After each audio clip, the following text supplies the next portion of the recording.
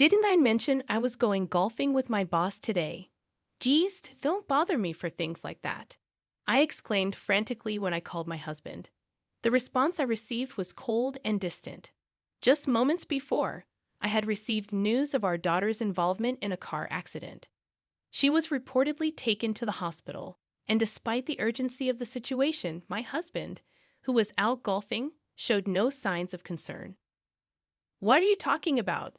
She's your daughter too, I exclaimed, but his demeanor remained unchanged.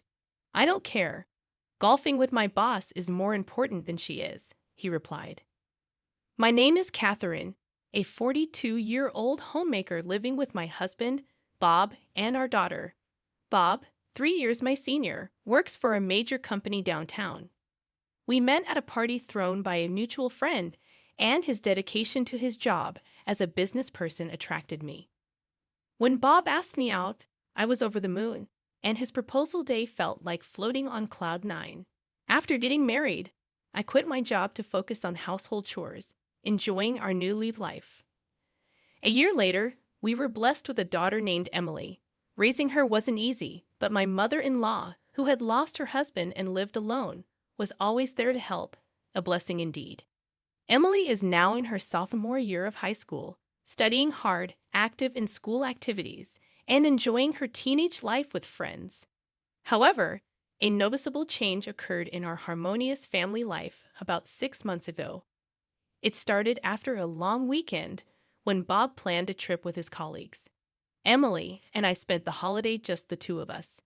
On the last day of the holidays, Bob returned and we had dinner together as a family for the first time in a few days. During dinner, Emily nervously approached the topic of her plans after high school. She had consulted with me while Bob was away and had already decided to go to college, which I supported. However, contrary to expectations, Bob grimaced and replied dismissively, "Why should I care? Do whatever you want." Taken aback by his cold response, I unintentionally let out a gasp. Bob immediately left the table without clearing his plate, stomping off to his room as if in a bad mood. Left behind, Emily and I were puzzled by Bob's unusually distant behavior. "I wonder what got into Dad. Did I say something wrong?" Emily asked. "He's probably just tired from the trip. We'll discuss your plans another time." I tried to console her. Although Emily seemed uneasy, she accepted my explanation. However, the following day, Bob's cold attitude persisted. From that point onward, he blatantly ignored Emily, refusing to engage in any conversation with her and consistently acting indifferent. Moreover, he started spending more time away on weekends, causing a significant decrease in the time we spent together as a family. Discussing Emily's future became an impossible task given the strained atmosphere. Feeling consistently ignored and without understanding why, Emily began to resent her father. Even my attempts to mediate proved futile, and their relationship worsened. Concerned about the situation, I consulted with my mother-in-law, who had a good relationship with Bob. She even tried to scold him, but it only made Bob angrier, leading him to snap and retort with a dismissive, "Mind your own business." To make matters worse, he blamed me for discussing the issue with my mother-in-law. On the night she came over after Emily locked herself in her room, Bob yelled at me, accusing, "Why did you talk to my mom?" "Don't meddle. It's because you've been cold to Emily, isn't it? Why are you ignoring her now? You used to dote on her so much." When I mustered the courage to ask why, Bob just glared at me with annoyance and didn't provide an answer. No matter how hard I tried to mediate between the two of them, Bob's attitude remained unchanged. Time went by without knowing the reason for his sudden change, but considering the shift in behavior after his return from a long weekend trip, it's reasonable to assume that something happened during that time.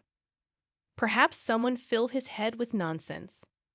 Unable to figure it out on my own, I decided to talk to my mother-in-law and investigate the reason for Bob's change. Then, one Sunday, both Bob and Emily were out since the morning. As I carried on with my usual housework at home, I received a call on the landline just before noon. It was an unknown number, and with suspicion, I picked up. To my surprise, The caller claimed to be from the police. "Are you related to Emily?" the officer asked. "Yes, I'm her mother." "Oh my God, did something happen to her?" I inquired with a sinking feeling. The officer's response was unexpected. "Actually, the bus Emily was on got into a traffic accident," he explained, leaving me momentarily speechless. I felt a wave of dizziness, and my hands, holding the phone, started to shake. Emily had informed me she was going to the mall with friends, and apparently she was on the bus at the time of the accident. According to the officer, a car from the opposite lane crashed into the bus, and Emily and her friend were taken to a city hospital. After hearing the details of the accident and hanging up, I was in shock and couldn't move for a while. However, I knew I had to inform Bob quickly. I rushed to call him on my cell, and after more than 20 seconds of ringing, Bob answered, grumbling. "What is it?" Ignoring his tone, I frantically conveyed what had happened to Emily. "Bob, this is serious. I just got a call from the police. The bus Emily was on got into an accident, and she's apparently been taken to the hospital," I explained, tears streaming down my face. But ignoring my panic, Bob coldly responded, "So what? What do you want me to do about it?" Seeing no signs of him being disturbed and feeling as if he couldn't care less, I got even more frustrated. "What are you saying?" "Please head to the hospital now." "I'm going to." Before I could tell him the name of the hospital, Bob cut me off, saying, Didn't I tell you I have a golf outing with my boss today? I'm staying overnight and coming back tomorrow morning. Can't help it." True, he had mentioned a golf outing a few days ago, but I was shocked by Bob's lack of concern about our daughter's accident. "How can you even say that, Bob?" "Emily is your daughter," I pleaded. Bob replied, "I don't care. Golf with my boss is more important than her. You go to the hospital on your own," before hanging up abruptly. I tried calling back immediately, but it seemed he turned off his phone. I sent a text, but given his attitude, I doubted he would reply. Even though they had been distant, Emily is his flesh and blood. How could he be so heartless? This incident completely shattered my trust in Bob, and I was certain I couldn't continue living with him. I decided on divorce, but heading to the hospital was my top priority. So, I hurriedly left home. As he had declared, Bob didn't come home that day, staying at a hotel alone because the golf course was too far away. He even took the next day off work. When Bob came home the next morning, he was surprisingly cheerful. It was hard to believe for a father whose daughter had an accident the previous day. "Hey, what happened to Emily? Is she hospitalized?" Though Bob asked about Emily's condition, his casual tone made it clear he wasn't genuinely concerned. I sat in the living room, and when Bob noticed my downcast expression, he asked about Emily. Looking up at the sky, I replied, "She's there." For some reason, Bob seemed pleased, saying, "I see. Well, that's a relief. Once Emily's funeral is over, we can get divorced right away." With that, he pulled out a piece of paper, an invoice from a lawyer specializing in divorce procedures, and thrust it in front of me. It served as both a contract for lawyer consultation and already had his signature on it. Though Bob appeared quite prepared, having already decided to divorce him, it might have saved me some hassle. "All right, I got it." I quietly agreed to the divorce. Bob didn't discuss the reason for the divorce. He just walked away to his room without saying anything else, as if he was done with me. The Bob who once cherished Emily and valued our family was gone. It was a harsh realization, but I didn't feel sad, only an increasing resentment towards him. I then called my mother-in-law and informed her about Bob's return and the lawyer's contact. Within an hour, my mother-in-law arrived at our house, and Bob returned to the living room. As soon as my mother-in-law saw Bob, she approached him with tears in her eyes, questioning, "Bob, what were you doing when your family needed you the most? I never thought you'd be this cold-hearted." Even when scolded by his mother, Bob showed no remorse, stating, "I had prior commitments. What can I do?" And it was all her making a big fuss. Looking at me with a mocking attitude, he continued, I've been dying to get divorced. With Emily gone, I feel so relieved. Now I can leave without any regrets. Unable to tolerate it any longer, I shouted, thrusting a few pictures at Bob. The pictures depicted a man and a woman intimately together. The moment he saw them, Bob's face turned pale. The man in the pictures was unmistakably Bob.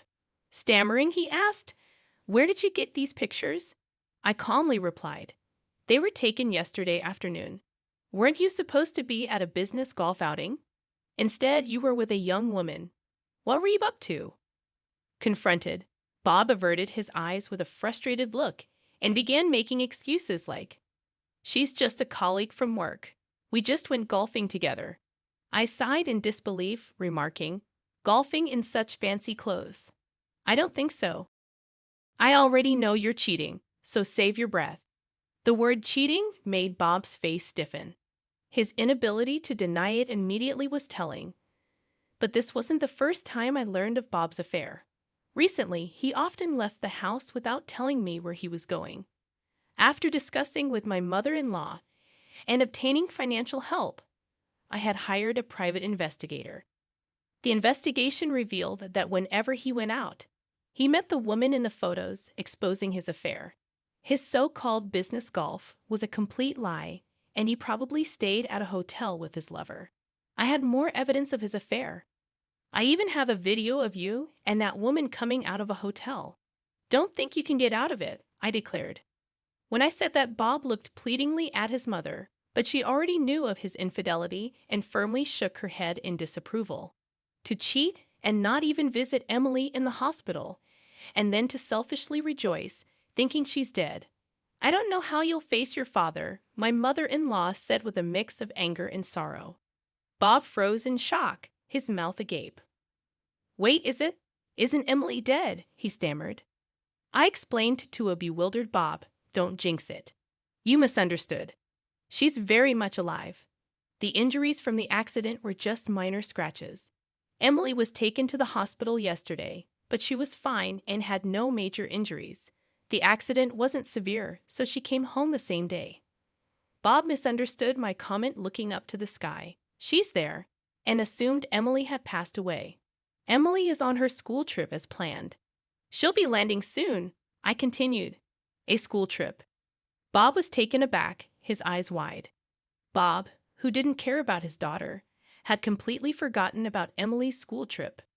The trip started today and was for 3 nights and 4 days. Emily had gone shopping for it yesterday, and the doctor had said that there wouldn't be any issues with Emily going on the school trip, so she left as scheduled this morning. When I told Bob that Emily was up in the sky, probably boarding the plane, I used those words to indirectly blame him for not worrying about our daughter. Oh, that's what happened. Well, I'm glad Emmeline is okay. I hope she enjoys her trip, Bob said nonchalantly.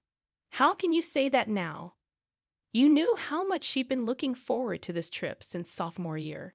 But I guess you'd be just as happy if she had an accident. You probably forgot all about it. I sternly rebuked Bob, who tried to feign laughter. I didn't have a shred of affection left for him. No matter what he says in the future, I'm never going to trust Bob again. Just then, an email notification popped up on Bob's smartphone. After reading the message, Bob's body began to tremble with anger. Shoving the screen in my face, he shouted, Hey, what the hell is this?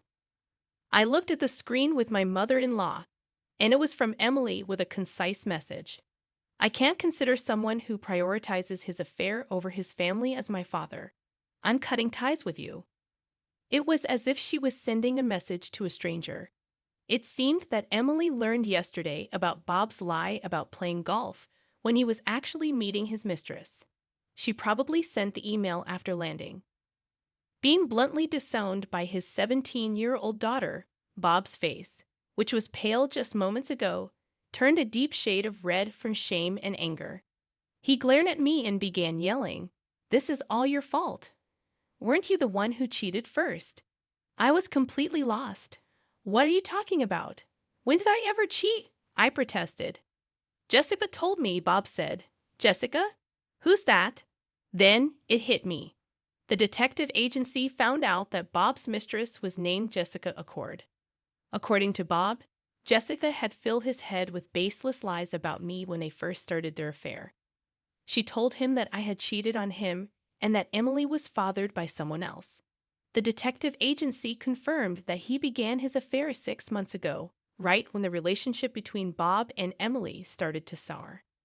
Since Jessica works at the same company as Bob, they likely started their affair during the long weekend. Jessica had been spreading outrageous lies, saying I had cheated and had Bob raise Emily, a child fathered by another man. But Emily doesn't look or act anything like me. It's natural for me to have doubts. Both my mother-in-law and I were rendered speechless at Bob's outburst. Thinking Emily wasn't his because of Jessica's lie, he began to resent her and treated her coldly. But he didn't want to divorce because he didn't want to pay child support. However, mistaking Emily's accident for her death yesterday, he was relieved, thinking he could divorce without any complications.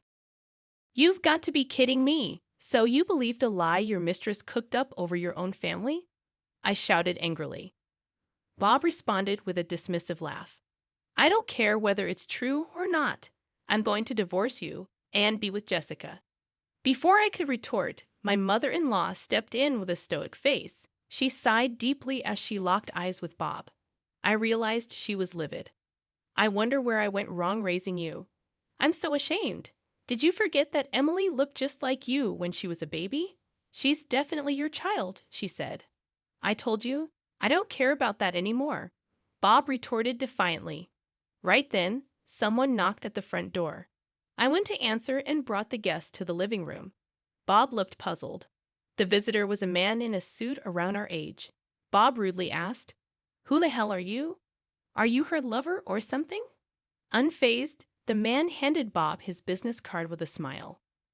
Bob accepted the business card with disbelief. But the next moment, his eyes widened in surprise as he read, "Lawyer." Yes, he was the lawyer I had hired with the help of my mother-in-law. I had consulted him about Bob around the same time I had the detective agency investigate. I had asked him to come over yesterday, anticipating that Bob would do something rash given the situation with Emily. I suspected it had to do with Emily, and I had a feeling Bob might have done something unthinkable. I instructed Bob, "Call your mistress over right now." Bob started panicking and asked, "Why would Jessica be involved at this point?" The lawyer chimed in, "It's quite unreasonable to say she's not involved. Call her now." Bob had no comeback to that, realizing he had no way out. Reluctantly, he contacted his mistress. About 30 minutes later, a young woman arrived at the house. Jessica, in her 20s, probably took a personal day off from work just like Bob. She approached us with a disgruntled look, saying, "What's this all about? I've got nothing to do with your family issues."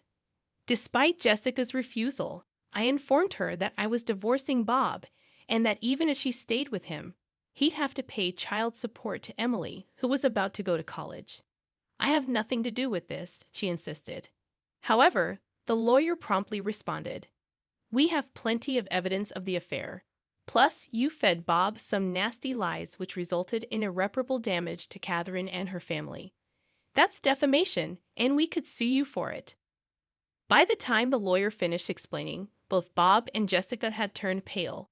Realizing they were out of options, not wanting a court battle, Bob agreed to pay child support properly. We went through a divorce, and later on, I heard that Bob's company found out he had been using his boss as a cover for his affairs. The whole company was appalled by the way he handled the situation, especially when they found out he pretended to be happy about his daughter's fake death. Exposing his true nature led him to resign from his position. Finding a new job proved difficult as word of Bob's misconduct spread within the industry. Although he managed to find part-time jobs, his pride got in the way, leading to constant issues with colleagues, and he quit frequently. The savings set aside for Emily's future had already been spent on his affair with Jessica. Soon after our divorce, the two broke up, and Jessica apparently quit her job too. But now that's none of my concern. Struggling, Bob turned to his mother for help but was denied. He even tried to cozy up to me and Emily, saying, "Please, I was wrong. Let's start over, the three of us." Of course, we rejected him, blocked his contacts, and moved to a new place with the help of his mother. Now his mother lives near us, and we continue to maintain a close relationship. I have no idea what became of Bob, and I never want to be involved with him again. Freed from the stress of the troubled relationship with his father, Emily has been thriving in high school. Now, as a senior, she got accepted into her first choice college. "Congratulations, Emily. You did an amazing job," I said. "Thanks, Mom. It's all because you and Grandma supported me," Emily responded, tears streaming down her face. "Since the college is commutable from our home, we plan to live together as we always have." I managed to find a job shortly after becoming a single parent and now work full-time. We have enough savings to cover Emily's tuition. I'm hoping for a bright future as we move forward, living happily with our family.